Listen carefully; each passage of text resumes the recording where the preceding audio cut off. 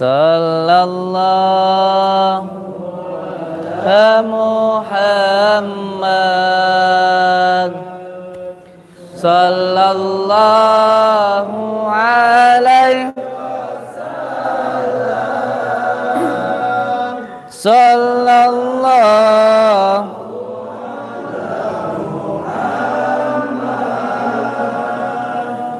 sallallahu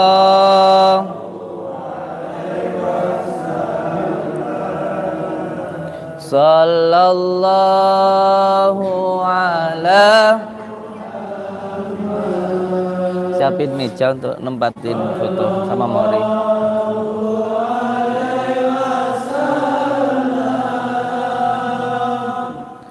Sallallahu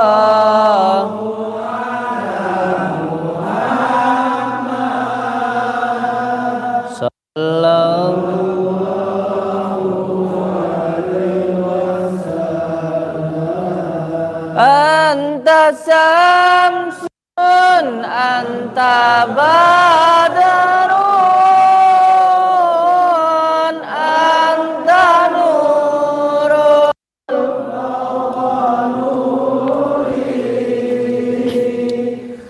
anta samsun anta badarun anta nurun faqa nuri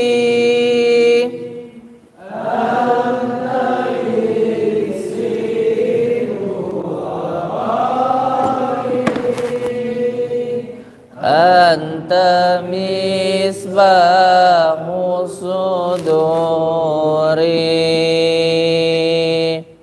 sallallahu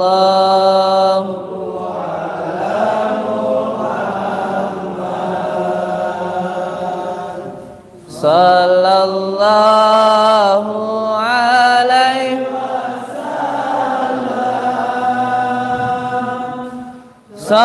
sallallahu ala Muhammad sallallahu alaihi wasallam sallallahu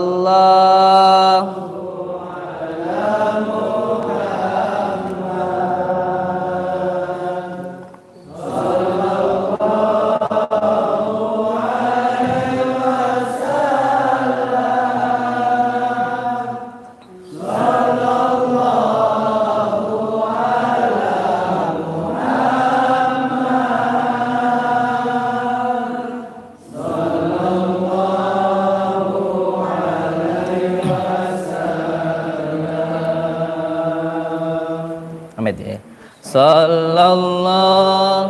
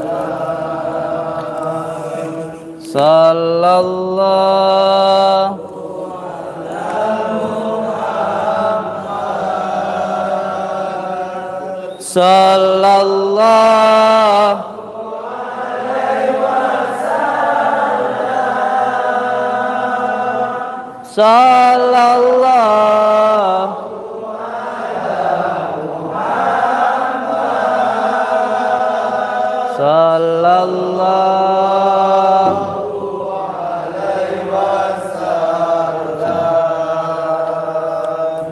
sini aja. Allah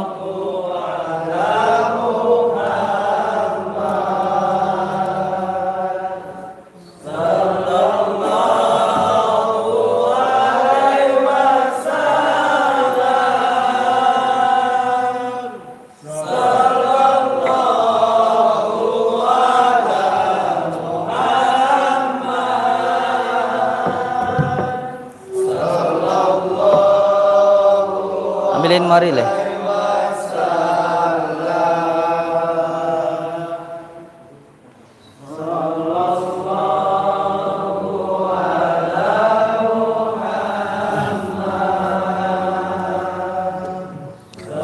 Sallallahu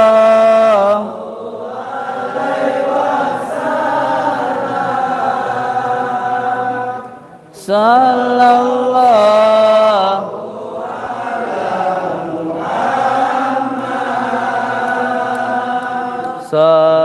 sallallahu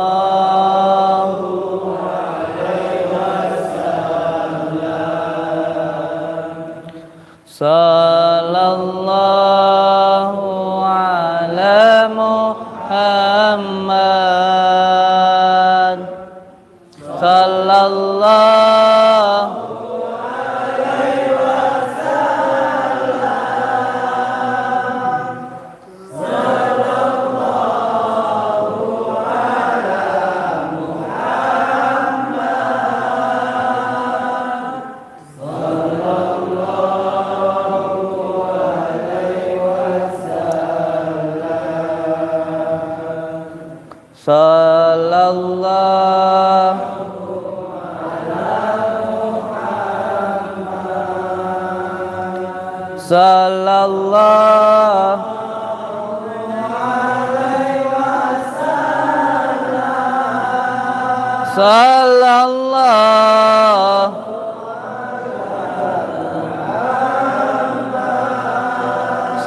sallallahu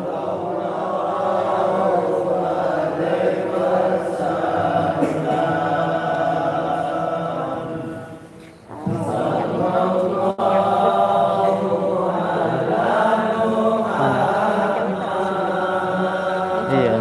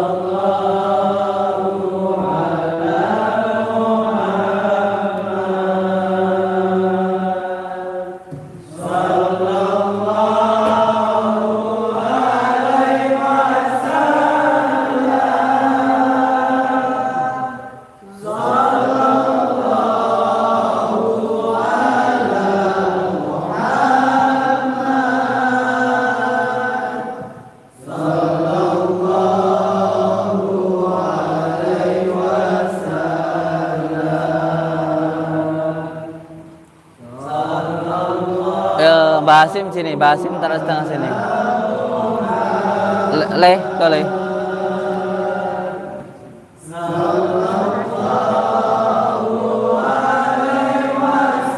Itu Mbah Hasim yang taruh tengah situ.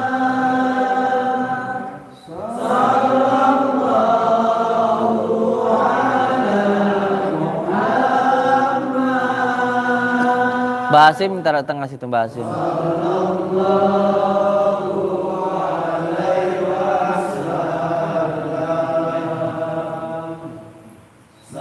Sudah.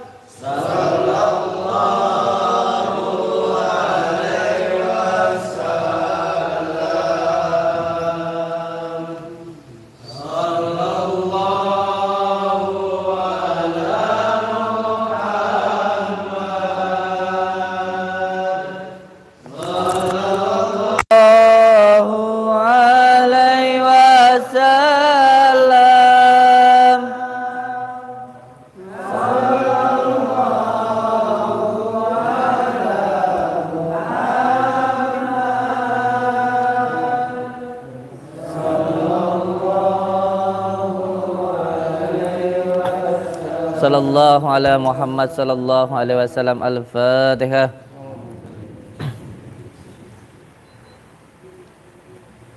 Iya, fotonya Mbah Maimun sini, tak sini sayang. Fotonya Mbah Maimun yang ujung itu. Yeah. Taruh di sebelah sini. Nah, sebelah situ, nggih.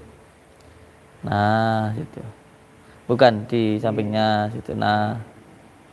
Bukan di sebelah sini sayang. Nah, situ dah. Sampingnya Pak Jokowi, Mbah Maimun. Ini adalah salah satu tabarukan kita kepada para pendiri Nahdlatul Ulama. Ketika panjenengan ingin mendapatkan salah satu ijazah sanad keilmuan dari saya, salah satu syaratnya harus ada fotonya Mbah Hasyim Asy'ari, Mbah Gus Dur, Mbah Maimun, atau fotonya salah satunya. Kalau bisa semuanya yang saya tempatkan di sini. Itu untuk semua santri-santri baik yang ada di Batam, yang ada di Papua, yang ada di Jawa Tengah, yang ada di Jakarta. Untuk semua santri saya minimal harus ada 3 foto yang tadi saya sebutkan. Yang pertama fotonya Mbah Hasyim Asy'ari, yang kedua fotonya Mbah Maimun, yang ketiga fotonya Mbah Gus Dur. Untuk semua baik itu santri yang pernah mondok di sini ataupun yang mengambil gemblengan.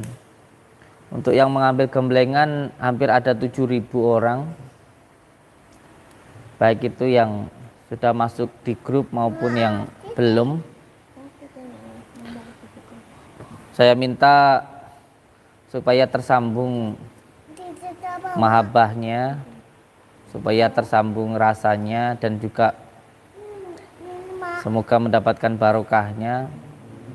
Di dalam rumah harus ada fotonya Mbah Hasyim Asy'ari, Mbah Gus Dur ataupun Mbah Maimun.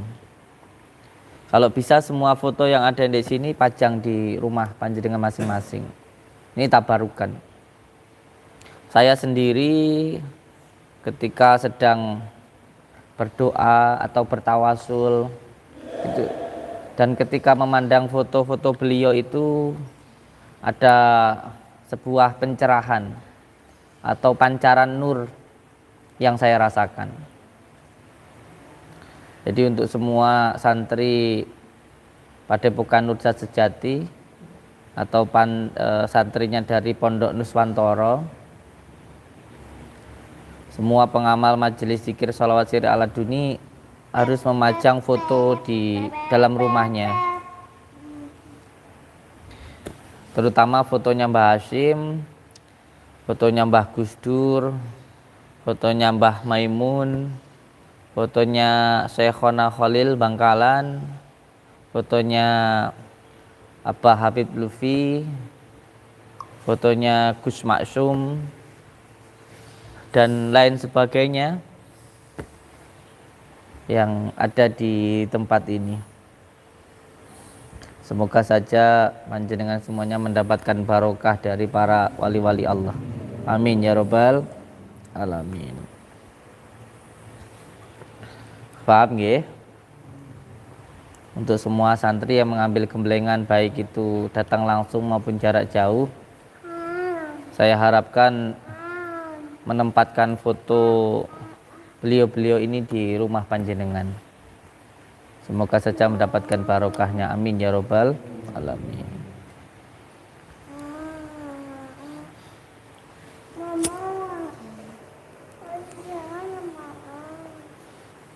Ripun sayang, jangan digendong, jangan gendong rumiyin ta. Nggih. Assalamualaikum warahmatullahi wabarakatuh. Bismillah, alhamdulillah, wa syukurillah, wa nikmatillah, wa la hawla wa la quwata illa billah, amma ba'd. Saudara-saudaraku semuanya, alhamdulillahirabbil alamin. Di sore hari yang berbahagia ini kita semuanya bisa bersilaturahmi, bertatap muka.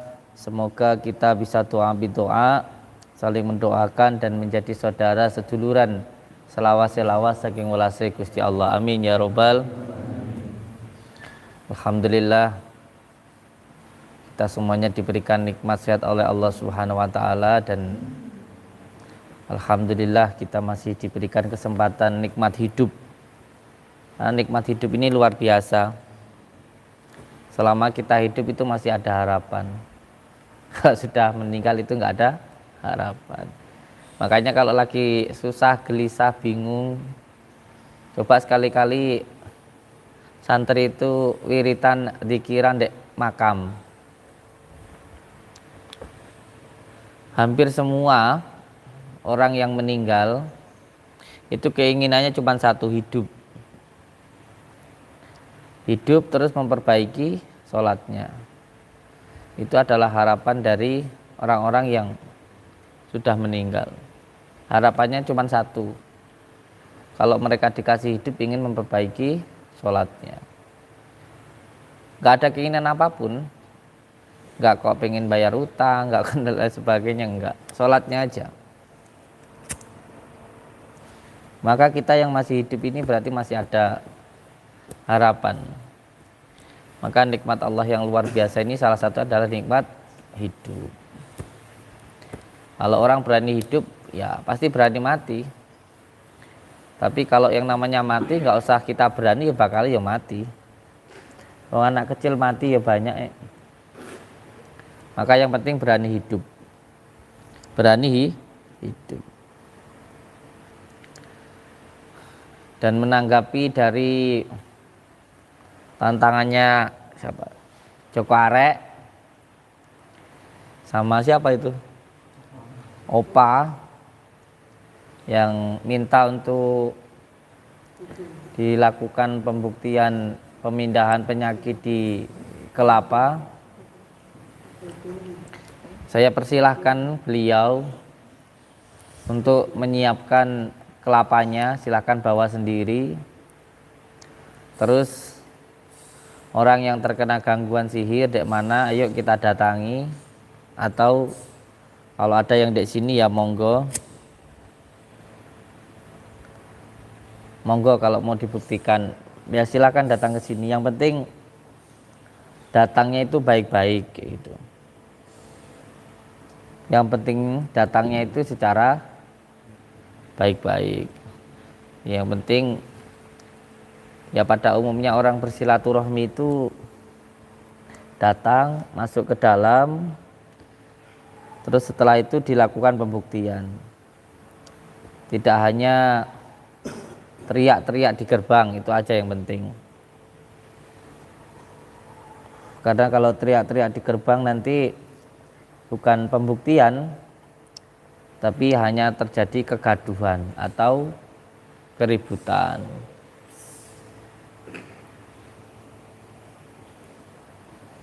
Jadi untuk Bang Joko Arek, kalau mengatakan semua hal itu harus pakai trik, ya enggak pas juga gitu. Karena ada beberapa hal juga yang tidak bisa dilogikakan. Contoh, ketika perjuangan kemerdekaan dulu, itu banyak dari para pejuang kemerdekaan itu hanya membawa bambu lalu menghadap ke Mbah Hashim untuk melawan para penjajah. Dan ada salah satu cerita dari mbah-mbah saya itu dulu dengan bambu runcing gitu aja ditodongkan ke pesawat terbang bisa jatuh. Amalannya surat At-Taubah, laqad ja'akum rasulun min anfusikum azizun 'alaikum dan sebagainya. Jadi jangan menganggap bahwa ilmu hikmah itu tidak ada. Sekarang ini seolah-olah budaya dari leluhur kita, warisan dari ulama-ulama kita, warisan dari kiai kita itu dianggap itu semuanya nggak ada. Ini kan seperti mau menghancurkan sebuah budaya atau bahkan menghancurkan sebuah amaliyah dari Nahdlatul Ulama. Padahal kitab-kitab ilmu hikmah itu ada. Jadi jangan disamakan ketika seseorang mendoakan dengan menggunakan Al-Quran, dengan menggunakan sholawat, dengan dukun. Ini rancu nanti akhirnya. Jadi ketika ada orang yang datang, lalu kita doakan dengan menggunakan Al-Quran, dengan menggunakan sholawat, dengan contoh Asma Makhrobi atau dengan hijib Ja'far Shadiq, semuanya mengambil dari Al-Quran, lalu itu dianggap sebagai kesyirikan. Ini kan masalah, problem ini. Memang di akhir zaman ini aneh, dibolak-balik ini, dibolak-balik. Dan lebih aneh lagi kan gini, Bang Joko Arek itu kan orang yang mempelajari ilmu trik ya, ilmu logika, ilmu sulap itu. Lalu beliau membahas tentang ilmu hikmah. Ini kan sebenarnya nggak nyambung, ilmu logika lalu dibandingkan, disamakan dengan ilmu hikmah, ya nggak nyambung sebenarnya. Jadi kayak seorang petani mau mengomentari seorang guru, ini ya nggak nyambung. Ini beda antara yang tukang bengkel terus komentari seorang pedagang, ini gak nyambung sebenarnya. Tapi anehnya kan kalau saling menghina ini yang repot ini. Jadi profesi satu menghina profesi yang satunya, ini nggak pas sebenarnya. Kemarin sudah sempat datang itu, lalu melakukan pembuktian ya, pembuktian. Walaupun sudah saya katakan kalau ilmu hikmah itu untuk diamalkan, bukan untuk dibuat geng-gengan. Masih penasaran lagi, pengennya pembuktian memindahkan penyakit ke kelapa. Ini harus paham dulu tentang asbabun nuzulnya, tentang kaidah-kaidahnya, kafiyahnya. Ini repot nanti kalau nggak paham. Jadi nggak kok orang ini terus bisa dikeluarkan paku gitu, enggak. Oh, orang ini bisa dikeluarkan rambut itu enggak. Bahkan di antara 100 orang mungkin hanya satu gitu. Kalau setiap orang bisa dibuktikan, itu namanya bukan sebuah kejadian ilmu hikmah, itu namanya trik. Kalau bisa di setiap orang kayak gitu. Kejadian itu nggak bisa dikira-kira kapan datangnya. Kadang seperti ini ruqyah, nanti ada yang muntah-muntah, ada yang kesurupan, bahkan ada yang biasa saja. Sekarang orang nggak ada apa-apa kalau suruh mindahin buhulnya atau gangguannya ke media kelapa, apanya mau dipindahin kalau nggak ada gangguannya? Kan seperti itu logikanya. Tapi kan nggak nyambung. Jadi suruh buktikan di jalan, suruh buktikan ke setiap orang, ya mana bisa, ya nggak bisa. Lah itu di video-video itu bisa. Yaitu ya seperti ini, rukyah bersama-sama, nanti kalau ada kejadian apa itu direkam, ditampilkan seperti itu. Jadi tidak bisa direncanakan. Ya kalau direncanakan dipastikan itu namanya bukan ilmu hikmah, itu trik namanya. Jadi untuk Bang Joko Arek ini sama orang-orang yang menantang saya ini gimana ya maksudnya ya? Saya juga kadang-kadang nggak paham. Seperti Master Limbat, Adi Kadabrak, Opa, Joko Arek, Mbah Kelunung, siapa ya? Beli-beli ini yang nantang saya ini loh, kan banyak toh. Kan banyak. Terus badut merah itu, ya kan? Kan lucu kalau kayak gitu.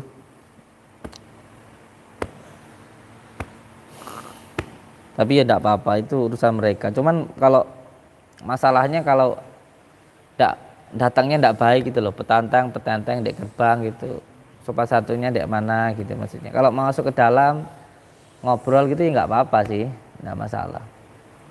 Yang jadi masalah itu kalau petantang di gerbang, ini kan jadi masalah. Ketika saya dikatakan sebagai penipu ya saya santai-santai saja. Saya santai-santai saja karena ya saya merasa saya tidak nipu orang, gitu aja. Kalau saya nipu orang mungkin ya saat ini saya sudah nggak ada di sini, bui sana.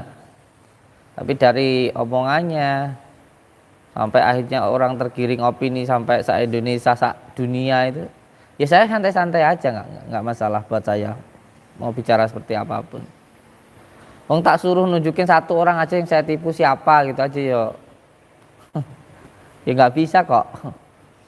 Jadi kalau orang nuduh nipu terus suruh nunjukkan siapa yang saya tipu gitu ya nggak tahu. Ya hanya sekedar opini saja.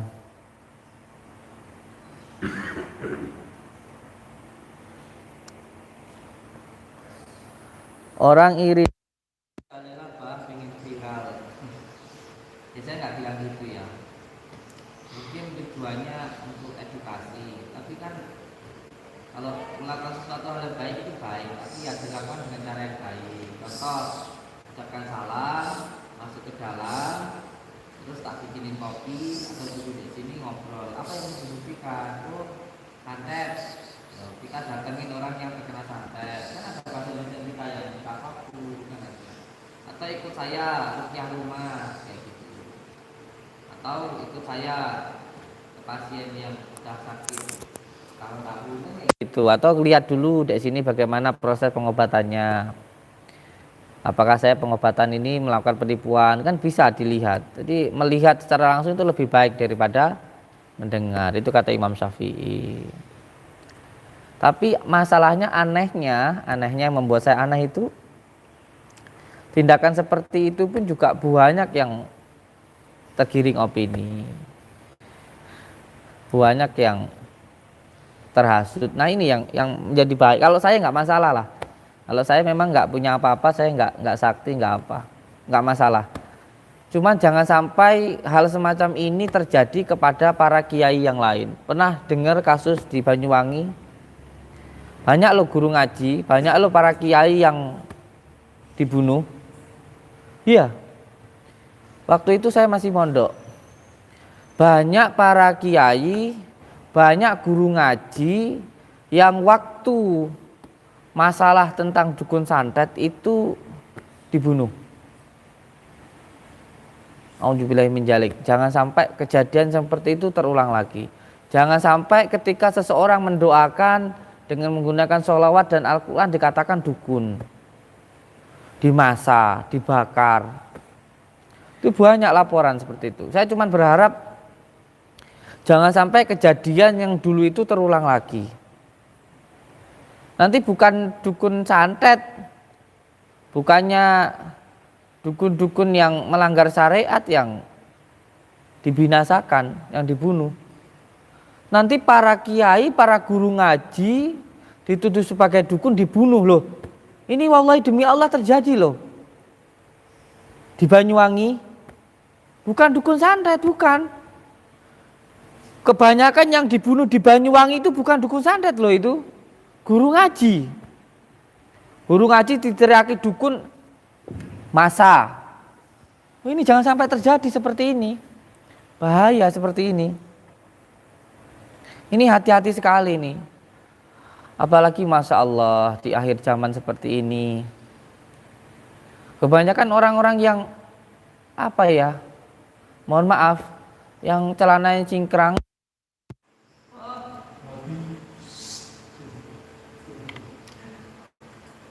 Iya, berbahaya sekali ya Allah. Yang ngeri loh. Amalan amaliyah NU seperti yasinan, tahlilan, bahkan asma-asma seperti bahkan kayak syariat, tarekat, akad, marifat itu tasawuf, itu semuanya dianggap bid'ah, semuanya dianggap sesat. Nah ini bahaya, ini bahaya sekali.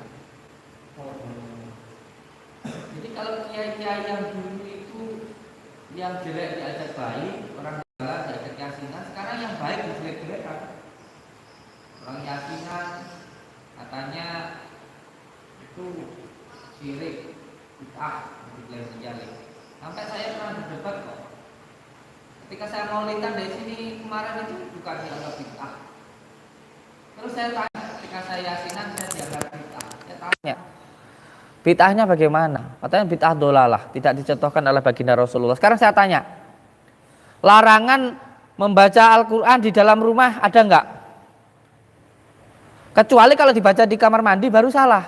Kita baca Al-Quran di rumah, ada larangan waktunya enggak? Ini waktu habis sholat maghrib loh, saya baca surat Yasin loh. Sekarang larangan tempatnya saya enggak ada. Larangan waktunya saya enggak ada. Terus yang kamu salahkan apanya? Saya tanya. Soalnya kamu mengkhususkan, kamu mewajibkan. Lu siapa yang mewajibkan? Oh ini amaliyah saya kok ini. Saya sebagai Nahdlatul Ulama kok. Sekarang waktunya tidak dilarang, tempatnya tidak dilarang, terus kamu ngelarang itu kenapa? Gak bisa jawab kok dia. Gak bisa jawab. Lu ini dibid'ah-bid'ahkan, ini beledur lo ini. Sampai saya dibentak-bentak lu orang ini gimana? Atau saya pikir. Jadi aneh. Terus kita mendoakan orang dengan menggunakan sholawat, ya kan? Kita menggunakan Al-Quran. Saya mendoakan orang mengambil dari kitab Al-Azkar An-Nawawiyah. Yang pertama baca syahadat, sholawat, terus hamdalah, terus baca doa, terus ditutup dengan surat Yasin yang terakhir. Innama amruhu idza arada san ayyakula kun fayakun subhanalladzi biyadihi malakutu kulli syai'in wa ilaihi turja'un. Lah itu katanya dukun. Lah piye kayak? Yang dimaksud dukun itu yang bagaimana gitu loh. Yang antum kira dukun itu yang bagaimana? Gitu loh. Ya ini kan perlu untuk diluruskan ya. Jangan sampai menganggap kalau ruqyah itu enggak ada, subuh itu enggak ada kayak gitu. Ini kan salah kaprah, bledru ini. Bledru kalau kayak gini caranya. Jadi untuk siapa saja yang menantang saya, cukup kemarin saja ya, cukup Bang Coko Arek. Beliau datang ke sini menantang saya untuk menguji kekebalan. Bahkan sudah saya terangkan bahwa kekebalan itu adalah ilmu keselamatan. Contoh menggunakan dari Asma al-Hadid, dari ngambil dari Al-Quran menerangkan tentang besi. Ini nanti ilmu kaji diri kembalinya. Membaca asyhadu alla ilaha illallah wa asyhadu anna hadid wa inna bosi hayun bosi mautun. Nah ilmu ini kan untuk keselamatan, bukan untuk geng-gengan. Ilmu hikmah itu biasanya terbukti atau terjadi ketika terdesak. Bukan kok untuk geng-gengan, untuk bacok-bacokan apa kayak gitu. Sampai akhirnya beliau bilang menganggap kalau ilmu hikmah itu nggak ada atau nggak percayalah. Ya percaya, kamu nggak percaya nggak apa-apa, tapi jangan menghina kayak gitu. Sampai akhirnya saya bilang ya wes lah, saya buktikan tapi hanya untuk hiburan saja. Saya ambil pisau, saya iris-iris di kertas, saya iris ke badan saya sendiri. Tetap nggak percaya. pengennya bawa golok sendiri, akhirnya orangnya ngambil goloknya sendiri. Jadi korban itu pohon saya ditebang. Habis nebang pohon saya, terus bacoin saya di depan umum situ. Setelah bacoin saya, dia tetap nggak percaya. Wong yang dicari bukan sebuah kebenaran, tapi pembenaran. Kalau orang sudah nggak suka itu, mau kita jelaskan seperti apapun, ya dia tetap nggak suka. Ya kalau orang suka, nggak perlu dijelaskan pun ya tetap suka itu. Sampai seperti itu. Sudah dibuktikan,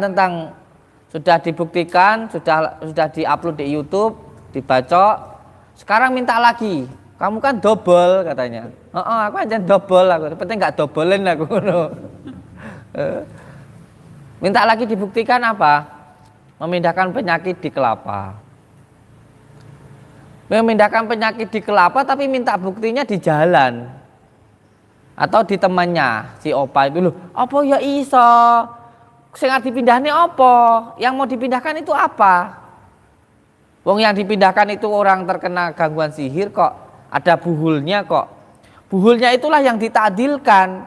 Jadi kalau semamanya nih, ada seseorang yang diambil fotonya, foto dia di Facebook. Terus setelah itu diambil, mbaknya ini foto di Facebook, diambil sama orang fotonya, screenshot. Setelah itu dibawa ke kuburan, ditusuk di dadanya. Terus mbaknya itu sakit. Ada beberapa amalannya seperti itu yang saya ketahui. Nah ketika itu fotonya yang di sana itu atau yang buat nusuk itu kita takdilkan. Nah itu baru bisa. Atau seseorang mengambil tanah kuburan orang yang mati meninggal basah lalu ditempatkan di depan usahanya sehingga sepi. Nah itu baru nanti diruqyah bisa. Orangnya kesurupan dan sebagainya. Loh kalau orang nggak apa-apa sehat-sehat begini sakit weteng gatel terus suruh bikin kesurupan apa ya bisa ta? Kan aneh seperti itu. Jadi apa ya? Menurut saya lucu kayak gitu loh. Lo mau buktikan ilmu sihir tapi nggak ada yang terkena sihir. Jadi seperti ini kadang-kadang perlu untuk tapi yang saya harap dari tuduhan-tuduhan dukun ini jangan sampai para guru ngaji, para kiai ini juga dituduh dukun. Saya aja cukup dukun nggak apa-apa lah, terserah. Saya mau dianggap dukun ya terserah. Wong dukun itu menurut saya itu dukun itu keahlian. Ahli mijet, dukun pijet. Ahli orang yang biasa ahli nangani orang melahirkan, dukun bayi. Ada orang yang ahli nyangkal putung, dukun sangkal putung. Ada orang yang ahli semuanya mendoakan anak kecil yang sering rewel, panas kayak gitu. Kan ada ya. Namanya dukun suwu, ada. Dukun itu sebenarnya kata dukun dengan kata al-araf itu berbeda. Yang kalau di dalam Al-Quran itu yang dimaksud dukun itu yang sok tahu tentang hal gaib. Oh kamu nanti hidupmu sengsara, kamu nanti bakal celaka, kamu nanti mati besok. Nah itu yang dimaksud. Bukan kok mendoakan dengan Al-Quran dan sholawat dianggap dukun. Bukan, ini belajar lagi kayak begini. Astagfirullahaladzim. Jangan sampai kejadian di Banyuwangi terjadi juga saat ini. Guru ngaji dikira dukun santet dibunuh, jangan seperti itu, jangan sampai. Karena banyak di pesantren-pesantren kita itu yang masih mengajarkan ilmu-ilmu hikmah. Ilmu-ilmu hikmah itu di pondok pesantren, terutama pondok pesantren salaf itu masih diajarkan. Santri itu memang di pondok pesantren itu kebanyakan disenggolkan dengan yang gaib-gaib. Supaya apa? Supaya keterbatasan akal kita ini tidak membatasi kekuasaan Allah Subhanahu wa ta'ala. Makanya santri itu biasanya disenggolkan dengan gaib-gaib. Baginda Rasulullah 15 tahun di Gua Hira. Sultanul Aulia Syekh Abdul Qadir Jailani 11 tahun di padang pasir. Sunan Kalijogo 2 tahun di pinggir sungai. Mbah Din, Mbah Saridin 3 tahun di atas batu. Itu apa? Untuk apa? Untuk menghilangkan keakuan kita supaya keterbatasan akal kita ini tidak membatasi kekuasaan Allah Subhanahu wa ta'ala. Makanya santri itu paling tidak belajar Daliul Khairat. Kalau paling tidak ngamalin hijib atau paling ringan santri itu ngamalin mahabbah lah. Mahabbah. Sehingga apa keterbatasan akal kita ini tidak membatasi kekuasaan Allah, enggak semuanya logika. Ini tidak bisa kalau begitu. Nah, santri itu harus belajar yang kayak gitu. Makanya ketika mengamalkan sebuah amalan itu biasanya perlu diridhoi. Contoh kita mengkaji Bismillah, Al-Quran itu nanti terangkum dalam surat Yasin terangkum dalam Al-Fatihah, Al-Fatihah terangkum dalam Bismillah, Bismillah terangkum dalam bis terangkum dalam titik ba dan terus sebagainya. Sehingga mengamalkan ya Allah, ya Rahman, ya Rahim terus dibaca, diriadoi, dipuasai. Saya dulu 5 tahun itu. Enggak kok ujuk-ujuk terus ndongakne wong nganggo bismillah. Lah kamu doain orang pakai bismillah tapi kalau hatimu penuh dengan kebencian, gampang nesuan karo bojomu, gampang nesuan karo tonggomu, gampang sakit hati. Lah maca mbok lampemu sampai jedir ya ora nek gunane. Wong pinter maca tapi ora iso lakoni. Wong kalau hanya berbicara tidak bisa melakukan, engko nanti ngambang. Enggak akan ada bobotnya. Orang kalau hanya sekedar berbicara tetapi tidak melakukan, tidak bisa mengamalkan, nanti omongannya lah ngambang. Oh sampai jajal duwe pacar apa duwe bojo, lah bojomu ngomong aku cinta padamu, tapi lek ora teko ati lah, alah mung teko lambe tok wis. Berasa. Jangankan dari perkataan, dari sikap ini saja saya bisa merasakan. Dari pandangan mata ini loh saya bisa merasakan mana yang percaya, yang sama saya respect, mana yang sekedar hanya ingin tahu, mana yang hanya penasaran. Saya lebih bisa merasakan itu dari pandangan saja. Jadi hal semacam ini itu tidak hanya dipahami dengan bacaan mung pinter maca tok ya, membaca itu pinter, ngomong itu ya harus baik. Tetapi melakukan sesuatu hal yang baik juga penting. Antara mulut, pikiran dan hati, perbuatan ini menjadi satu insyaallah nggih. Jadi untuk Bang Joko Arek, untuk Bang Opa, untuk Mbah Kelunung, untuk siapa itu yang punya padepokan besar itu, Akas ya. Saya nggak begitu apal itu, Master Limbat dan sebagainya lah. Yang ingin membuktikan sebenarnya tidak ada yang perlu dibuktikan ya, ilmu hikmah itu untuk diamalkan. Dan saya selalu bilang kok, kalau saya itu tidak sakti. Orang yang sakti, orang yang hebat itu adalah orang yang sabar. Jadi kehebatanmu itu adalah kesabaranmu. Di santri Nusawantara itu di sini kehebatanmu adalah kesabaranmu, kesaktianmu adalah kesabaran. Orang yang sabar itu orang yang sakti. Jadi apa yang mau dibuktikan itu? Misalnya untuk Bang Joko Arek ini yang selalu nantang saya terus-terusan ini, bikin reset terus di media sosial ini. Kalau mau melakukan pembuktian ke sini bawa kelapa sendiri, bawa uang 1 miliar. Uang 1 miliarnya tunjukkan di depan saya. Setelah ada tanda tangan di atas materai 10.000, jangan cuma 6.000. Kalau saya tidak bisa membuktikan saya tutup. Kalau saya bisa membuktikan 1 miliar buat saya. Bawa kelapa sendiri, itu enak toh? Joko Arek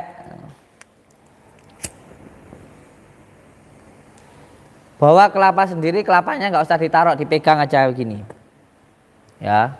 Bawa uang 1 miliar, uangnya taruh di sini, tanda tangan. Kalau saya bisa membuktikan uangnya untuk saya, lu enak toh? Nanti cari orang yang terkena santet, orang yang terkena sihir kayak gitu. Insya Allah ada. Saya ada wes. Nanti dikira saya tidak berani. Nanti nggak ada yang terkena santet wes. Sekarang saya katakan, yang terkena santet ada. Insya Allah saya paham. Tinggal sampean ke sini bawa kelapa sama uang 1 miliar aja. Enak toh? Kelapanya pegang, jangan saya, kelapanya dari jenengan. Kelapanya dari jenengan sampean pegang terus begini. Jangan ditaruh di mana-mana. Bawa sendiri kelapanya. Nanti dibuka dalam kelapanya ada apa? 1 miliar. Kalau saya tidak bisa membuktikan bawa Alphard saya itu.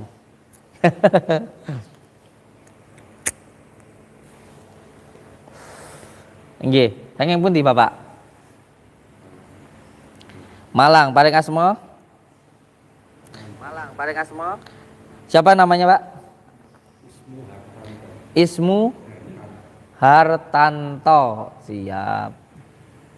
Dari Malang ya. Kalau jaringan Kang? Dari Mbul Binangun. Paring asma? Sandi Mustaqim. Sandi Mustaqim. Belakangnya saya udah tahu Pak Jerry. Pak Jerry rumahnya di mana Pak Jerry? Wah di Jogja. Wow di Jogja ini dekatnya Abah loh ya.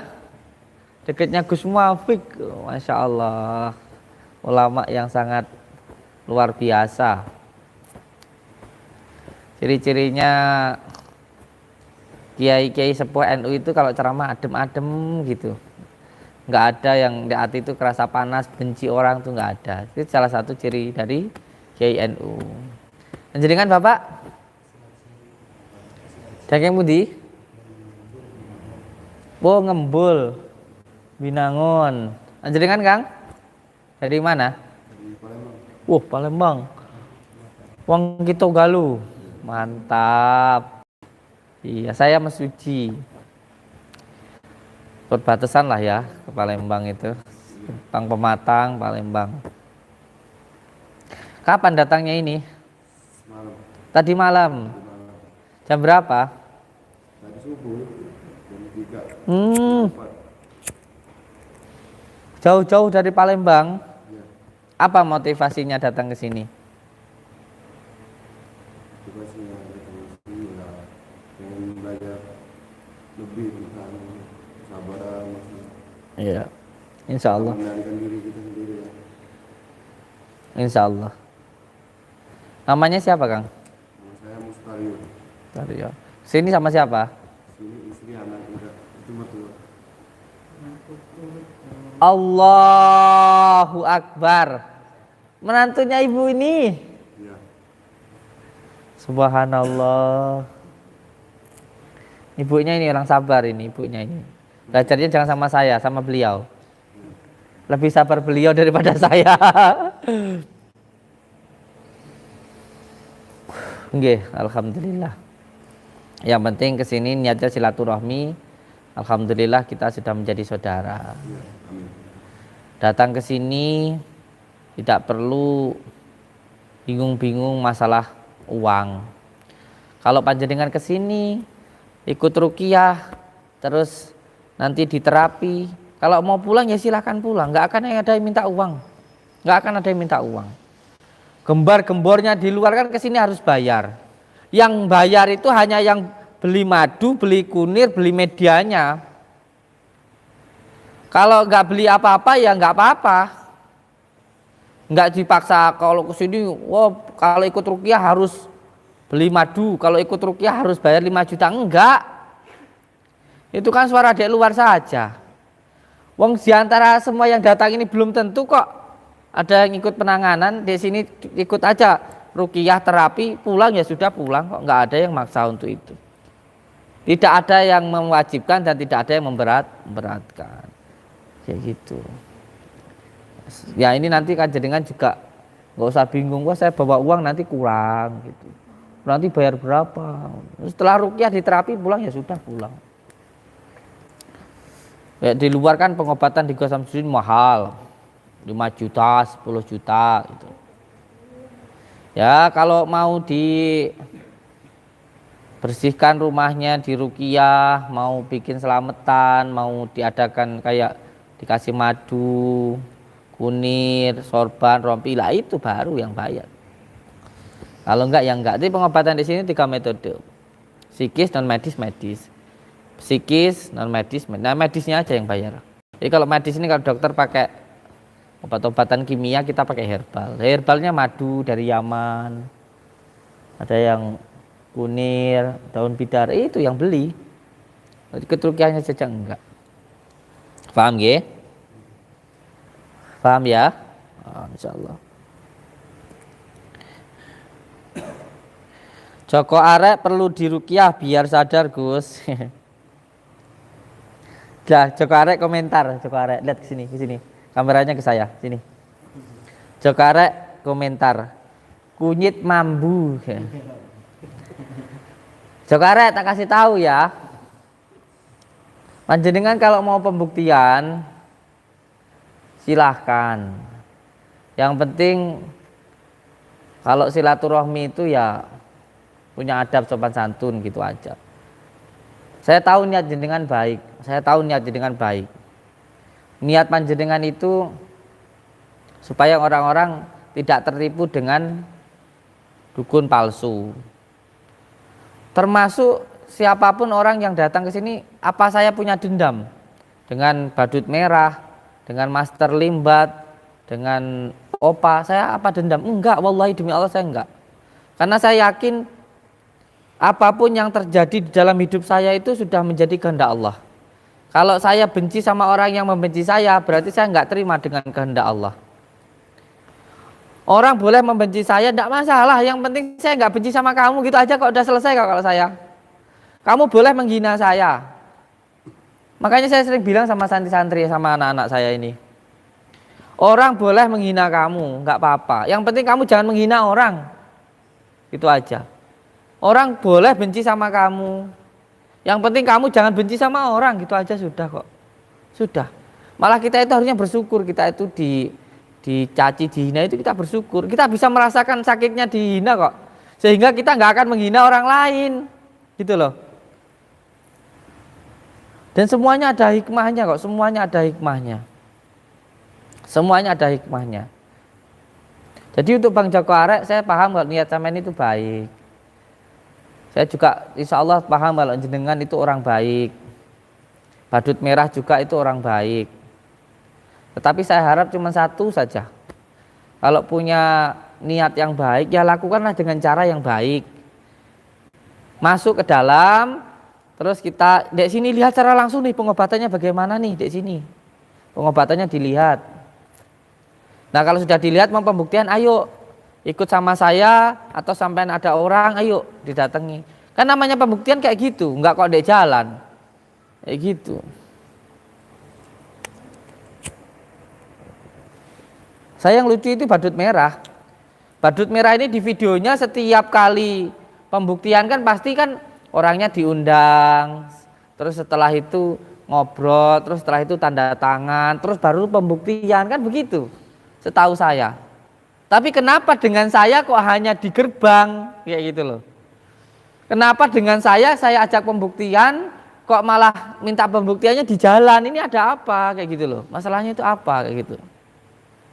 Masalahnya itu apa gitu. Kalau Bang Joko Arek datang kemarin ke sini tanda tangan, bacain saya, yuk silahkan kayak gitu kan. Tetapi kalau di jalan, yo maaf loh ya.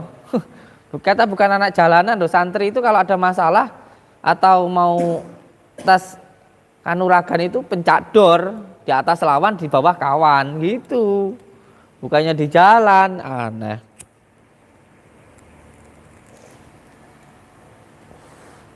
Ini Joko Arek komentar nih. Kunyit mambu loh, nggak tahu dia yang mambu-mambu itu yang enak. Duren enak, ya toh? Duren itu kan mambu enak toh?